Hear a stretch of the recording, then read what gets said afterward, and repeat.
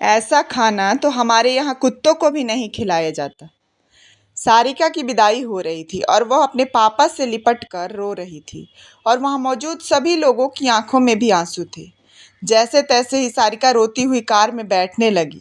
तभी सारिका के पापा दोबारा उसके पास आए और गले लगकर रोने लगे।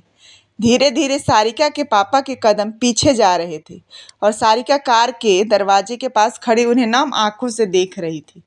तभी गाड़ी के पास खड़े सारिका के पति अखिल से उसके दोस्त ने कहा, अरे यार क्या है ये सब, जल्दी करो अखिल, यहाँ से घर पहुँचते ही सबसे पहले होटल जाकर खाना खाएंगे। यहाँ तो बकवास था खाना पीना। ऐसा खाना तो हमारे यहाँ कुत्तों को भी नहीं खिलाया जाता। तभी साथ ही खड़े अखिल के छोटे भाई ने कहा कि हाँ भैया, पता नहीं कैसे सस्ते हलवाइयों से बनवाया है, स्वाद के नाम पर कलंक।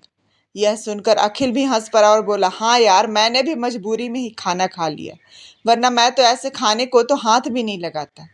हम तीनों घर पहुंचते ही होटल में खाना खाने जाएंगे। सारिका अपने पति के मुंह से ऐसी बात सुनकर अचानक 4 कदम आगे हो गई और गुस्से में कार का दरवाजे जोर से बंद किया। यह देख सारिका के मम्मी पापा और बाकी लोग भी हैरान रह गए और आंखों में आंसू लिए सारिका अपने पापा के पास चली गई और बोली, पापा मैं ससुराल नहीं जाऊंगी।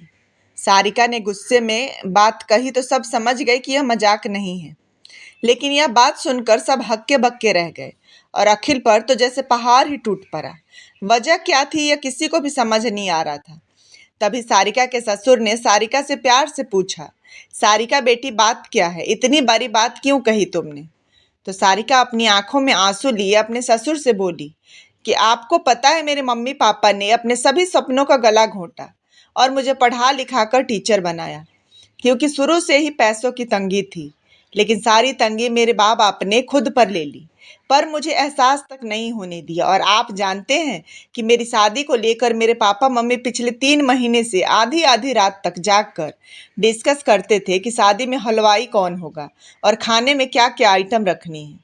और शायद आप नहीं जानते कि मेरी माँ ने इस शादी में खुद के लिए कुछ नहीं खरीदा, ताकि मेरी शादी में पैसों की कोई कमी ना हो जाए। और आज इस शादी में आपके बेटे के दोस्त को ये खाना कुत्तों को खिलाने लायक भी नहीं लगा। आपके छोटे बेटे को ये खाने के नाम पर कलंक लगा। और तो और मेरे पति अखिल तो कह रहे थे कि वो तो ऐसे खाने को हाथ भी नहीं लगाते, बस मजबूरी में खाना पड़ा। ये इस तरह से मेरे पापा की बेइज्जती कर रहे हैं। क्या यह तरीका सही है? क्या अखिल को एक दामाद होने के नाते अपने ससुर की इज्जत नहीं करनी चाहिए थी? कल को मैं भी बहू बनकर आपके घर आऊं और आपकी बेइज्जती करूं, मजाक उड़ाऊं, तो कैसा लगेगा आप सबको? ये सुनते ही सारिका के ससुर ने शर्म के मारे अपनी आंखें नीची कर ली और बोले, बेटी मुझे गर्व है कि तू मेरी बहू बनी है, और अब तू शांत हो जा बेटी, तुझे मेरी कसम, तू इन्हें माफ कर दे और खुशी खुशी अपने ससुराल चल। मैं हाथ जोड़ता हूँ। तभी सारिका का पति अखिल भी सारिका से हाथ जोड़कर माफी मांगता है और कहता है कि मुझे माफ कर दो, सारी गलती मेरी ही है, लेकिन आज तुमने मुझे बड़ों की इज्जत करना सिखा दिया और आज के बाद मैं सबकी इज्जत करूंगा। सारिका के मम्मी पापा के कहने पर सारिका शांत हो गई और सबको माफ कर दिया और खुशी खुशी ससुराल चली गई। जिंदगी में कभी भी शादी में बने खाने की बुराई मत करना दोस्तों, क्योंकि कोई पिता बरसों कमाता है एक दिन की दावत के लिए। अगर मेरी ये कहानी आपको पसंद आई हो तो प्लीज़ इसे लाइक और शेयर करें, कमेंट करें और चैनल को सब्सक्राइब करें। Thanks for watching.